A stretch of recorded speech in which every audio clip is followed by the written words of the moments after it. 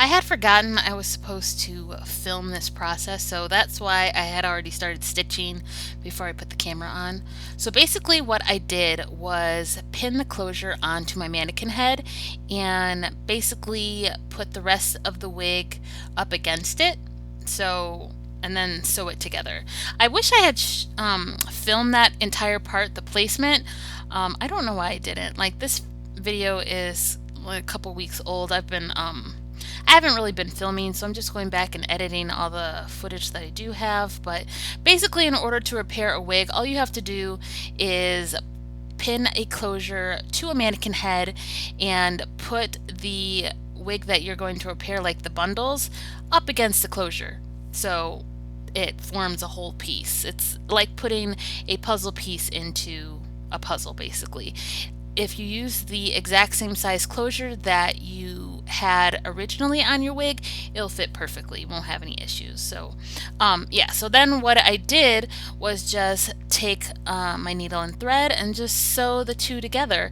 I do have a beige wig cap underneath here just because I wanted to not have to wear a wig cap to mute out my dark hair underneath. You don't have to put a wig cap underneath your wigs, but I like to do that just because I do have dark hair. And then to make sure that my closure is not going to be balding in the future, because I do plan on wearing this wig a lot, I went in with the Dritz Fray Check. I've been using this for months now. I put it on all my old wigs and I put it on my new wigs. It definitely helps prevent them from balding. I have noticed that when you have either blonde hair, the knots come loose from the lace a lot easier when you're combing and stuff, or if you have an older wig that even if it's virgin hair, the more you wear it, the looser the knots get. So this prevents the knots from coming out of the lace very easily. It's basically a clear fabric glue. It seals the knots onto the lace so they are less likely to come loose when you are combing. And here I'm just cutting that wig cap all the way around, and I'm making sure not to cut the lace because then that would just ruin another closure. And then I'm going to show you what it looks like on the wig, and then I'm going to show you what it looks like on my head.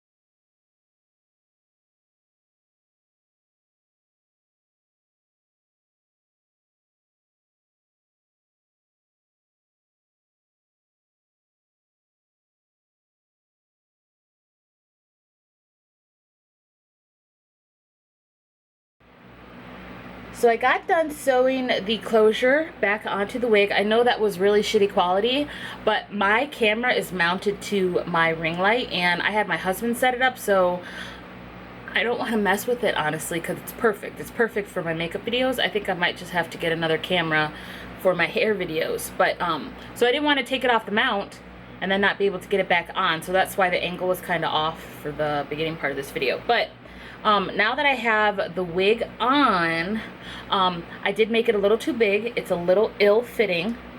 It's not as tight down like I wanted. I like my wigs tighter, but it's nothing that a elastic band can't fix. And I'm going to obviously have to go in with the watercolor method and get the closure to match the bundles, but I'm not too worried about that. I'm just going to make sure that I don't put a lot of product in the water because I do have this wig cap on here now, as you can see. So this method was originally thought up by Miss Precious Marie here on YouTube, but she was using Got2b glue to adhere the wig cap to her wigs. Well, Hair Vivi went ahead and stole her idea and started producing wigs that had a built-in wig cap. So I just decided to use that technique, just have a built-in wig cap. I like the idea of, you know, not having to, you know, go through the whole process of spraying down a wig cap every time I want to wear my wig. I'd rather just have it there. And it definitely helps tone down the color of my hair because I have really dark hair. I still have a shadow, but it's nothing as bad as it would be if I didn't have a wig cap wig cap underneath. So if I do decide to do a defined part, I might still have to put a little bit of concealer on it, but for right now it's pretty good. So yeah, like I said, I made this a little too big, but it's whatever. I'll just put an elastic band. So I have been using this fray check. I think I already mentioned it in another video, if this will focus. So this is to prevent my lace closures from shedding. I haven't had a huge amount of shedding from my newer wigs, but that's because I haven't really been wearing them. But I have noticed on my older wigs that, you know, the closure will start shedding after a while, and I want to make sure I can extend the life of my favorite wigs for as long as possible. So this idea I got, this idea, like I was wondering how to, you know, keep my wigs looking nice for longer, so I just YouTubed it, and I'll leave the link down below to the video that I watched.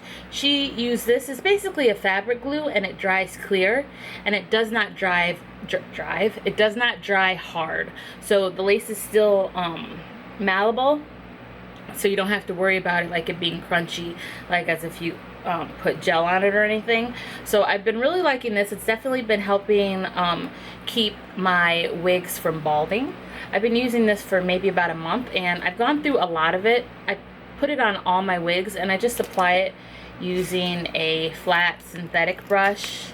You can see this is what the glue looks like when it dries. That right there. It's just a film, basically. It basically looks like plastic, but it just seals the knots of your closures to prevent them from basically coming off from or coming undone from all the combing.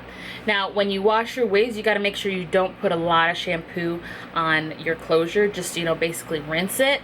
I mean, if you have to shampoo, you have to shampoo, but if you don't have to, just do some warm water and let it air dry. Try not to put any heat, because the heat will just, you know, the heat will just make this melt again, basically.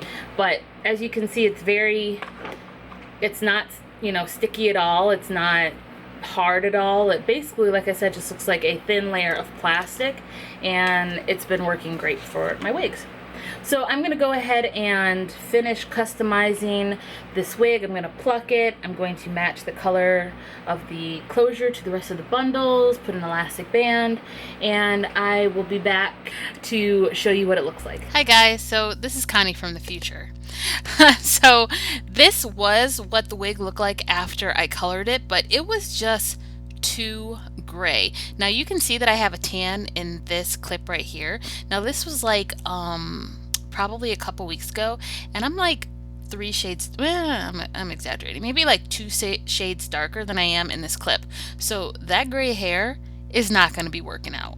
So I am in the process of recoloring this wig to make it a little warmer, because when I get a tan, I usually have neutral undertones, so I can wear whatever color I want usually, but when I am tanned, I tend to go more toward the warmer side, so the undertones of my hair have to be a little warmer or I'll get washed out. So this is what the hair looked like. I did manage to get the closure and the bundles to match. I just used a watercolor method with the same Revlon dye, but like I said, I am going to be going in with a warmer undertoned blonde to try and make this wig less gray. So if you guys enjoyed this video, please click the like button and definitely hit that subscribe button if you want to see an update on this wig, because I will be coming out with more hair videos in the near future. So hope to see you in the next one.